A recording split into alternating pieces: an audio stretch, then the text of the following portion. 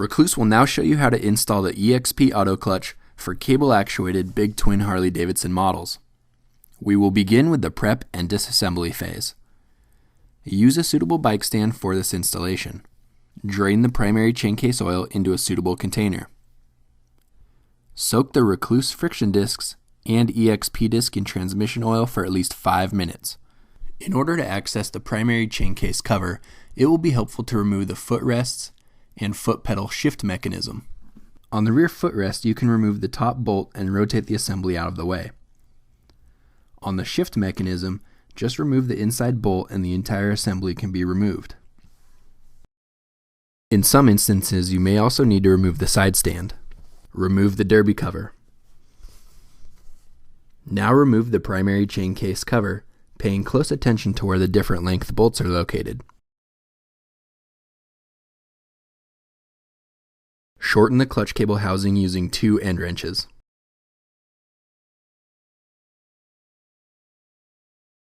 Ensure your clutch lever has a lot of slack. Remove the pressure plate bolts holding the spring ring and Belleville spring together.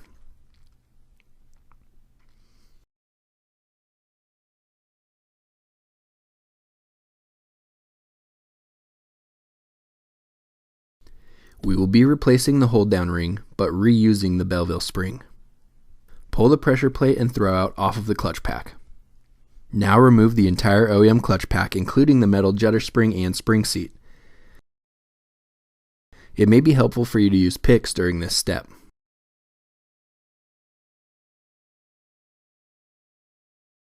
From the OEM clutch pack, we will be reusing the metal spring seat and judder spring, but none of the other OEM frictions or drive plates. The Rekluse EXP for Harley-Davidson big twin models comes with 12 basket sleeves. Install each of these sleeves into the basket slots with the flat tabbed side facing inward, towards the center of the clutch. Be sure to seat the basket sleeve against the bottom of the basket. In some models, the sleeves can stick above or below the top of the basket tangs. We are now ready for phase 2 of the installation process, clutch pack installation.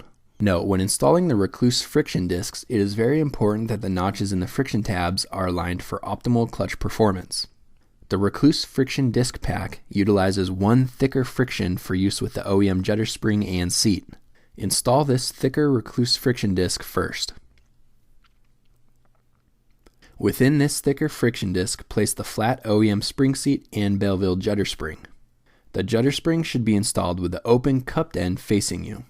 The Rekluse drive plate stack comes with one thicker drive plate. Install this thicker drive plate next. Now install a Rekluse thin friction disc, followed by a Rekluse thin steel drive plate. Rekluse tech tip. Using picks can help keep the basket sleeves in place, especially during installation of the first few plates. Continue this alternating pattern of Rekluse frictions and drive plates. Once the clutch pack is all installed, you should have one thick friction disc, the OEM spring seat and judder spring, one thick drive plate, 9 Rekluse friction discs, and 9 Rekluse thin steel drive plates.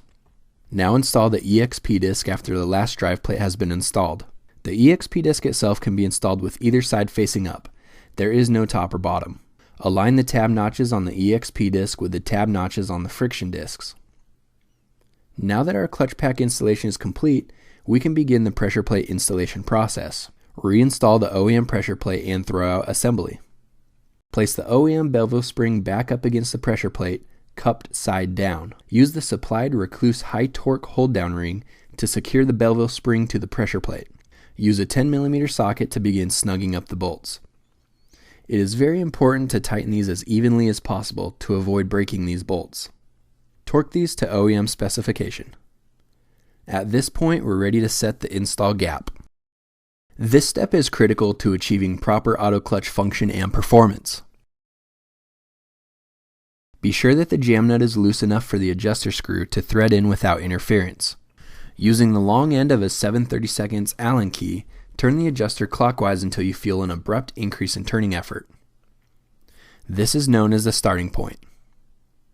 Now switch to the short end of the Allen wrench for leverage. Turn the adjuster screw further clockwise 1 full turn plus 1/4. This will lift the pressure plate and provide our needed install gap. Now thread the jam nut in finger tight. Use an open end wrench with the Allen inserted to prevent inadvertent spinning of the adjustment screw to securely tighten the jam nut. Go back to the inline cable adjustment and lengthen the clutch cable housing. You want to retain the OEM amount of free play in your clutch lever. Now that we have our install gap set, we must reinstall the primary cover. Replace the primary cover gasket with a new OEM gasket. Torque the primary case bolts to OEM specification, adhering to the specific torque sequence pattern. Reinstall the drain bolt. Refill the primary case with transmission oil. Reinstall the derby cover. Reattach any removed footrests, shift mechanism, or side stand. We must now verify that our install gap is correct by checking free play gain. Place the transmission in neutral and let the engine warm up for about 2 to 3 minutes. Use your index finger to apply enough force on the lever to overcome the free play, but not enough to lift the pressure plate. Now quickly blip the throttle to about 3,500 RPM and let it return to idle. Each time you blip the throttle, the clutch lever should quickly move in towards the grip about 1/8 of an inch.